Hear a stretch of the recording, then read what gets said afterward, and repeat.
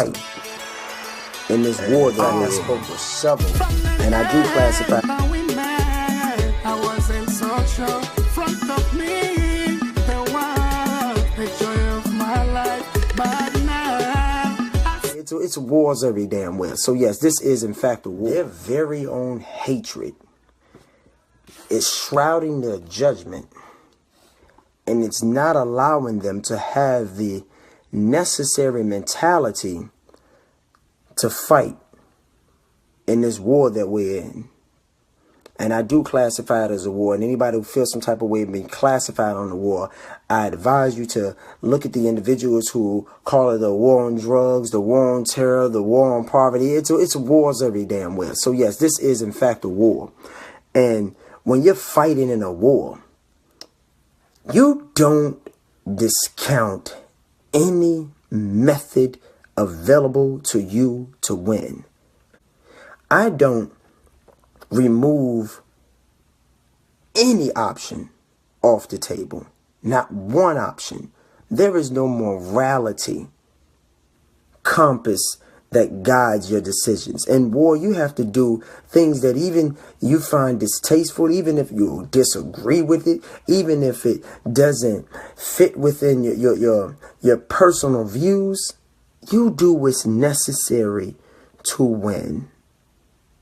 And before I go into that, I want to get you guys to understand. Anybody who's ever been in the military before, they'll explain to you that the officers oftentimes would send down orders that the enlisted disagree with and blatantly don't understand.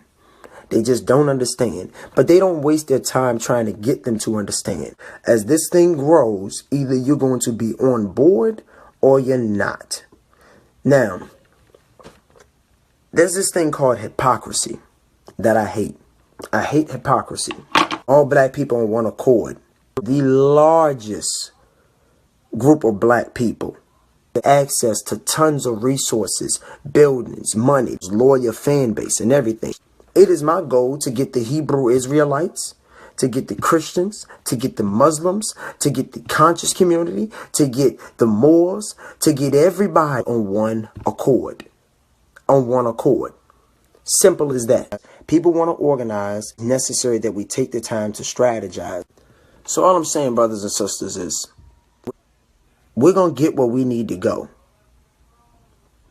But it's not going to happen overnight. That's how I'm just going to start dealing with them that way. I point out flaws that need to be pointed out, and I criticize and I challenge so that people can make the necessary changes. I do want to point out something though. They threaten me. I'm going to put that out. I'm going to put out that you said that. The whole reason for this whole entire live feed was to explain that I believe that there is a great deal of power. If used properly, there's a great deal of power. It wasn't the whistle. It was the power behind the whistle. Who knows what it is? Because we're going to start talking like generals. We're going to start having conversations like generals. And it is what it is. Oftentimes, enlisted don't understand the decisions that are made by officers. That's the mind of a general. You weaponize everything. You find a way to make everything your advantage. Even the temperament of your enemy can be utilized to your advantage. Nothing is off the table for me in war. I will utilize everything I can possibly think of to our benefit, including white people. Everything that I can think of, I will utilize to our benefit. But understand that I have made the conscious decision to utilize every weapon in the bar. I am going to use everything for the benefit of our people. And all goddamn day, I get messages flooding my inbox about nothing but a bunch of bullshit. We're going to do whatever we got to do to contribute to get to this goal, to getting us on one single page. Again, generals, soldiers. Generals, soldiers. Our young men and women are being hit by stray bullets. You know what I equate that to?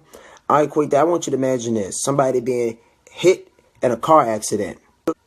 And I want you to imagine that that individual needs to go through, they need to go through physical therapy. so they can get back up on their feet again. We, black people, are the person that was hit by the car.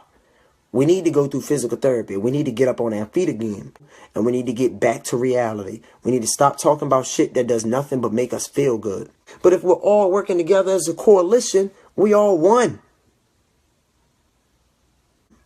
Think about the American wars that, you know, that this nation's ever fought. I want you to point out to me one war, one, in American history that we've not fought in.